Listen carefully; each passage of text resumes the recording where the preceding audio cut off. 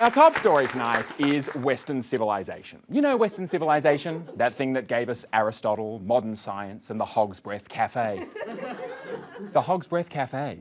Try their new barbecue beef salad with beetroot and barramundi croutons now. The Hog's Breath Cafe, for when colon cancer can't come soon enough. But apparently these days, kids just aren't into Western civilization like they used to be. And there's been a debate about why it is that kids today are all down with the West rather than down with the West.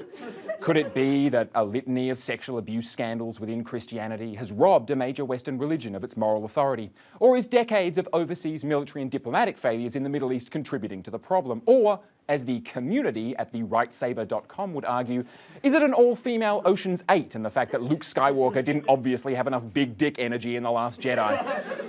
No, apparently the main culprit for all this anti-Western bigotry, universities, where apparently pervasive left-wing bias is breeding generations of snowflakes who hate this country, its people, and probably Jesus, I don't know.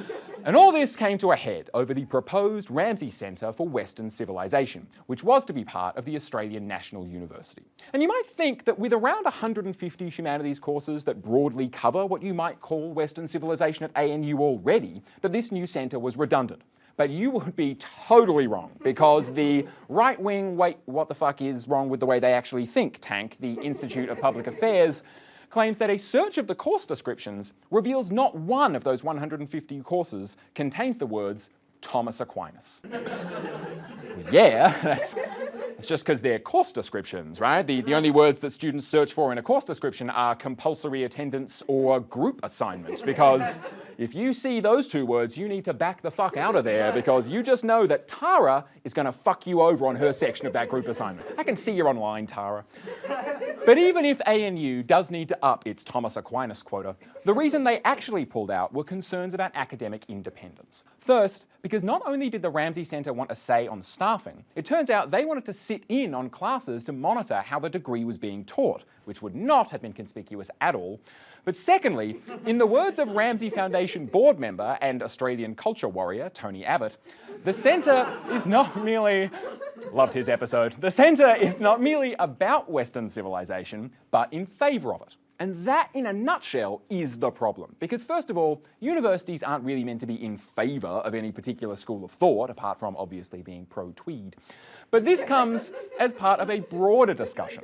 Right? Broader discussion claiming that left-wing bias, particularly at universities and the ABC, has erased the benefits of Western civilization from the public's mind. So Tony Abbott says, women's equality, the abolition of slavery, individual freedom, religious tolerance, and freedom of expression are the West's gift to the world. Sure, but you can't really credit the West with abolishing slavery without also mentioning all the slavery that went on under Western civilization in the first place.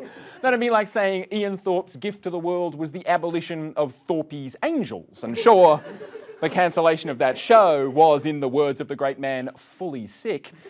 But he's also the only reason that show existed in the first place. Also, bold move leading with women's equality there. I'd have described that more as an ongoing project rather than as a gift to the world. Or maybe, did the West gift women's equality to the rest of the world and forget to give it to women in the West in the first place? Because that seems like an oversight. Regardless, women's equality hasn't even been something men in the West cared about for almost the entirety of Western civilization. To the extent it's a gift at all, it's the sort of gift Western civilization has bought from a 7-Eleven on the way to their sister's birthday party. Like, or what, you didn't want 6 donuts, some engine oil, and 2 Mother energy drinks for $6.50? And sure, the card says it's a boy, not happy birthday, but it's all I could find.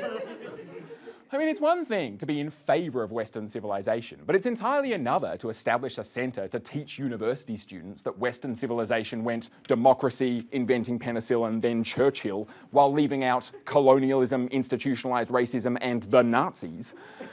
So even if you accept that universities tend to be more left-wing than the rest of the population, and sure, those photos of me in second year in the Harpists for Marxists orchestra would tend to confirm that perception. But even if you accept, it's a social club, even if you accept that, what are these culture warriors really worried about? If universities are churning out left-wing agents determined to bring down the West, they're doing a pretty crappy job of it. They could have been trying for generations, but they haven't succeeded yet. And partly, they haven't succeeded because a lot of the time I don't think they're really trying. I think most of the time they're just asking chest beaters like Abbott to consider the flaws in Western civilization and our culture before manically preaching its virtues. And they're also failing because fucking Tara always forgets to do her part of the fucking plan. Fucking Tara!